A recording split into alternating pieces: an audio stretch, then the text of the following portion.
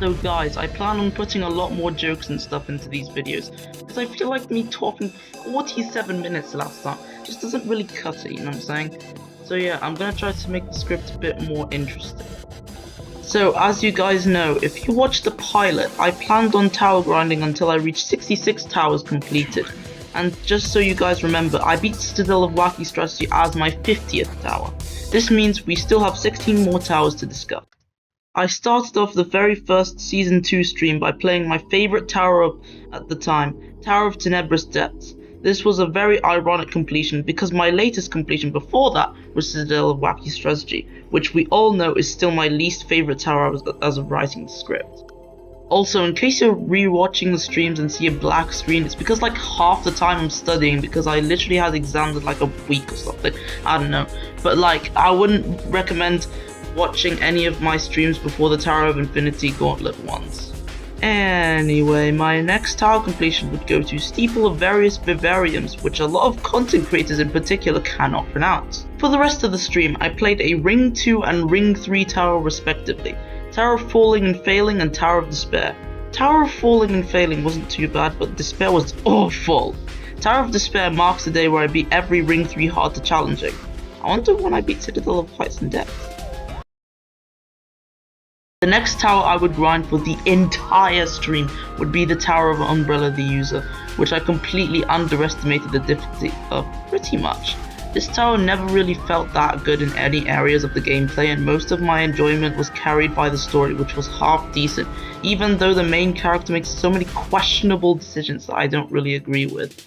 It's really sad because I thought this would be like the best tower ever, but there really should be zero hype for this tower.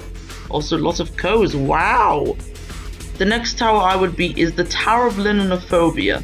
I feel like this tower reminds me of those indie games that you play for sub 1 hour and fully finish the game, because you play and beat this tower, think it's good, and you like never repeat it again. Also, this would be the first and last tower I would beat this stream. However, I attempt the Tower of Oblivion. Haha, did I get you? I'm kidding. I played random tiered obbies and studied half the stream. I'm going insane, hell! Stream 4 of Season 2 was an absolute failure because after literally 1 hour, I didn't even get to half the tower complete, and I went AFK for half the stream again. So that's when I got the great idea of doing it off stream. Woohoo! Also, my completion took me 5 hours. Please help me, please, bro, please. I also beat the Tower of Perilous Antipode off stream, which turned out to be one of my favourite towers of all time. I'm going sane again! And then on the stream I beat Steeple of Flourishing Wastelands, which is also a very good steeple. I'm not sure why lots of people complain about it when it's one of the best things in the game. And then I just stayed in the ring select and left the stream on for about 4 hours, and then AJ'd my next Remorseless, which would be Tower of Eternal Suffering would be my next Remorseless. Because of the Citadel of Wacky Strategy skill boost, I was able to beat this fairly quickly as the second hardest. However, there's something about this tower that I'm not telling you. It sucks. I don't even know how it's possible to make a full 10-floor tower while also making it so empty that you cannot fall even once. It's just a really bizarre feature that other punishment-based towers actually do well. Anyways, I beat it, so yeah, if you want a detailed explanation on this, I'm sorry, you came to see Tower of Infinity Gauntlet, right? Skip to the timestamp now! The next stream was an absolute blast, guys. This was because I was celebrating 10 years since Obbyist clicked the new game button. This was probably one of my favourite streams to record. This is because I beat the most amount of towers in one stream ever. And I had a lot of fun, since the majority of all the towers I played were quite good. Here is the list of all the towers I beat.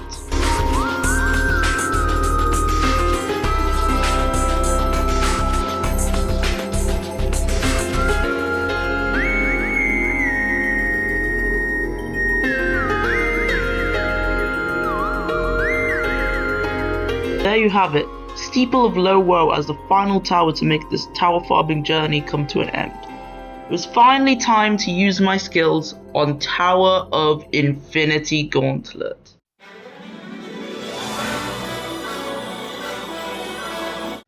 Before starting my grind, I bought 2 game passes from Ito, T-Pose and Heli.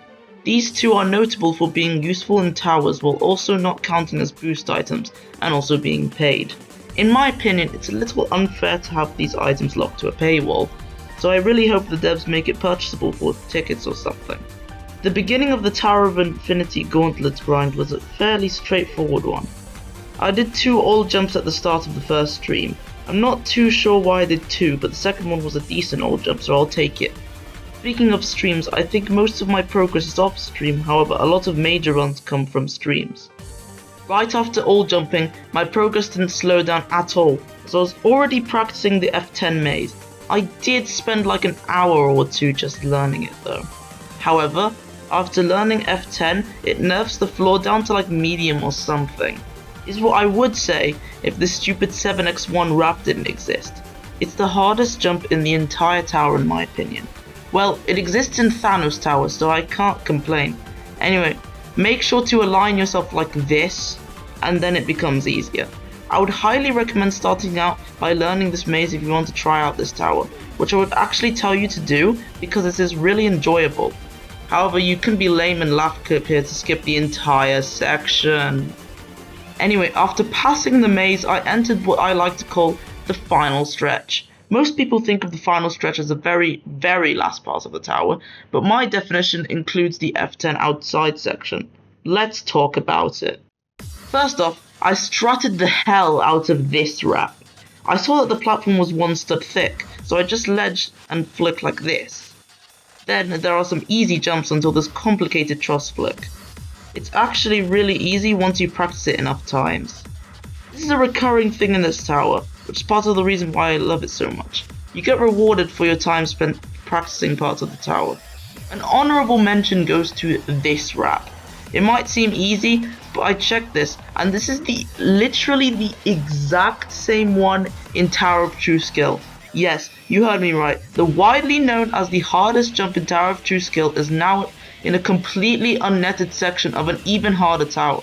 Except this time for me it was really consistent. I don't even know. Next up, I want you to... Like most parts in this tower, this gets very consistent as you play, but at first, this feels like unreal difficulty for some reason. It's so precise, and if you bump your head even once, you get sent down to this neat little net from F9. Once you're done with that, it's time to enter the final stage.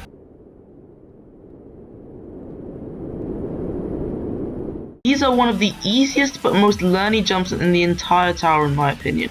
This is because each jump in this section is derived from its respective floor. Due to the tower's theme of, well, Thanos, the first floors are coloured by Thanos' purple body, but the rest are coloured by the Infinity Stones. We will have to focus on the Infinity Stone part because this section of the tower only includes those floors. And if you're wondering what the last jump is, it's really coolio wraparound. This part seems quite easy, but I want you to focus on this jump in the Reality Stone. We will catch up on this later. Now back to my runs.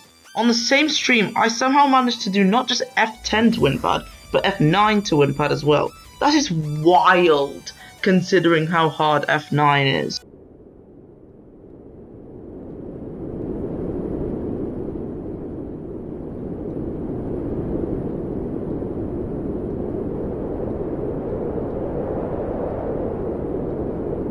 Floor 9. This floor is notorious in both this tower and Thanos Tower for the entire floor being a really long timed section.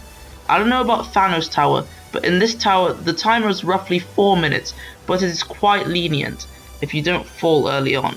One of the things that carries the difficulty of this floor is the fact that it has a GBJ. If you don't know what that is, then seriously do not try to find out what it stands for. But also, you should know that it's basically a basic terminology for a soft lock. F9 has many GBJs around the floor. However, there is something that you don't know about this tower. Remember when I said that you could laugh clip to skip the F10 maze? Well, it turns out that this tower is flooded with major skips. Some of them are what Ito players like to call fully legit, which means the skip is recovery and is intended with the use of button progression in this tower. An example of this is doing the skip from F3 to F7. However, some are not fully legit, which means that they are unintentional skips that skip way more than the creator wants to admit. An example for this is laugh clipping to escape the GBJs when you fall in F9. So what does this mean for me? Well, if I used every major skip including the unintentional ones, then my run is now considered not fully legit, and it probably wouldn't even be a new hardest for me. So I'm basically forced to use the ones that use button progression, which isn't even a big deal, because that F3 to 7 skip is godly. The next day I would attempt F8 to win pad off stream. Floor 8 is a pretty easy floor once you learn how each disappearing platform works, but there are a few purist mechanics that I couldn't get down even after being ready to go from F1. One of these jumps is this truss flick. This flick in particular is very finicky because of my strategy, which after replaying the tower again, I figured out is completely wrong. You don't even have to flick at all actually. Just turn your body 15 degrees like this and do this thing, and it's super consistent, much better than my actual strategy of flicking. In fact, my flicking strategy landed me a few F8 fails from F1. Anyway, I managed to get this run down, and it was time to learn F7. F7 is probably the easiest floor in the second half. There was an issue. When all jumping, I came into a problem with this specific head hitter thing that was really hard at first. I then developed this really unique but very consistent strategy, so I want you to pay attention to how I do this.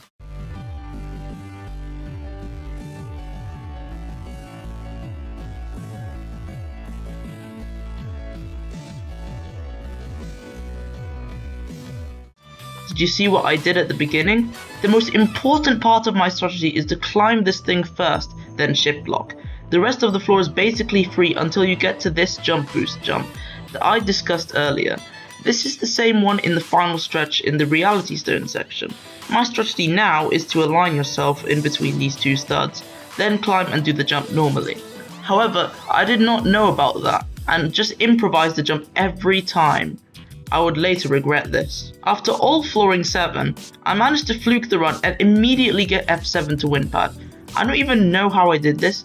You tried to ask me, I don't know, because let me tell you, this run is really difficult. At this point in my grind, I made this nifty Google Doc to document my progress on the tower. I recommend using this format if you want to be able to recall what your progress is on an upcoming new hardest. Now it was time for F6 to win pad, which would be the thing I would grind for the next 2 streams. You know how I was extremely lucky with F7 to win pad? Well, it turns out all the bad luck from that run was actually put into this one, because I just couldn't get it down at all. Even passing 7 from 6 was a challenge. Off stream, I started grinding the run once more. This time though, it was getting serious. I was at the final stretch and onto the last few jumps. Now I was at the reality stage. I fell. Due to the lack of strategy on the jump, I choked at the last moment. This would be my worst fail ever. I know, I'm a lucky boy. I started up a new stream, confident. This time I was more consistent than ever, getting F6 to 9 4 times in a row. Surely I would be able to pull through this stream. And I did.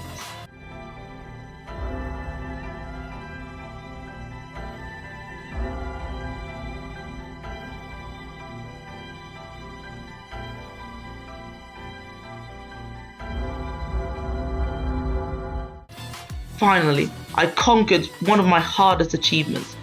Is this harder than Astral Fusion? Definitely. Harder than Eternal Suffering? Probably. Harder than Citadel of Wacky Strategy? No. Oh my days, why did I put that in the script, man? Just don't remind me about cows again. On the next stream, the only notable thing that happened in the first half was me failing a 1-stud wrap. Like, what?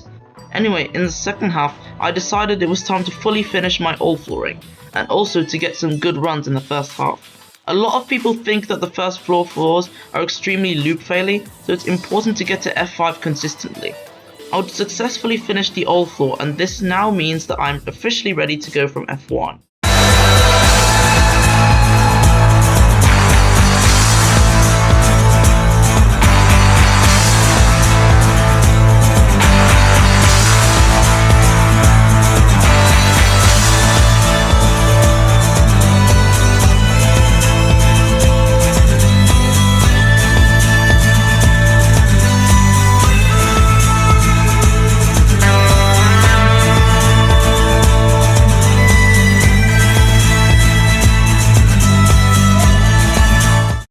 Unfortunately, the next Tower of Infinity Gauntlet stream would be totally unsuccessful since I just kept loop failing the first 4 floors. You might see this as a skill issue. I don't really blame you for that, but to be honest, I wasn't really in the right headspace to play Ito anyways, and the loop failing did not really help. I ended up loop failing for an hour with no real progress, so I decided to stop the stream early due to how I was feeling. I made sure this wouldn't happen again, since the next Infinity Gauntlet stream was a bit later. I started up the next stream with positivity, hoping that I could at least get to F5. However, my expectations were broken instantly when I already got to F5. I know I haven't talked about the first half of the tower much, but even getting to F5 within 15 minutes is an achievement. I fluked the outside section and got some button progress, meaning that floors 1 to 4 had some fully legit skips that would no longer make them loop failing. Once I managed to get into F6, it was looking bright. For quite a while I didn't fall. Now I was at the last jump before my second major button progression.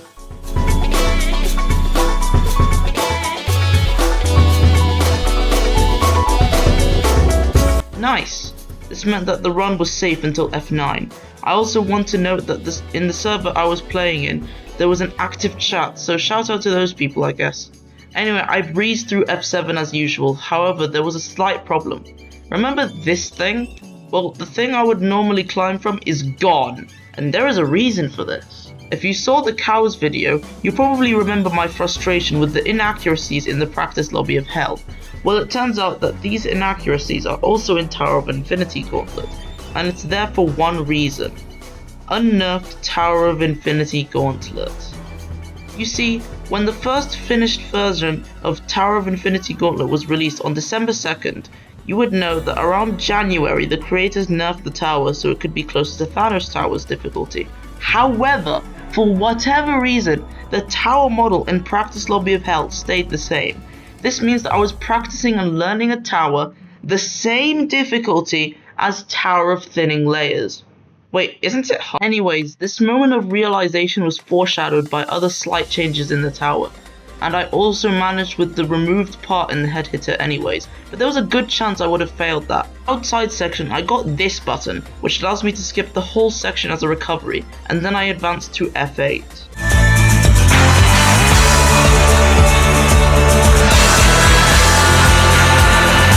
This floor is notorious for me because of its brutal outside section, which is where basically all the difficulty resides. As I've talked about previously, I said that I failed the outside section a couple of times, and this is correct, except I literally failed 3 times to easy jumps.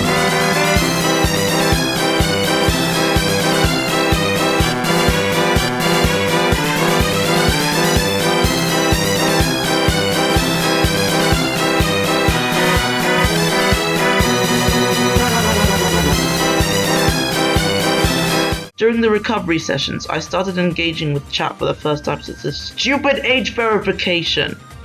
After that though, I passed the part in F8 that I'd been struggling with for basically the whole session, and the rest of F8 does not require a strategy at all, so I actually managed to pull through. Only one problem though, floor 9.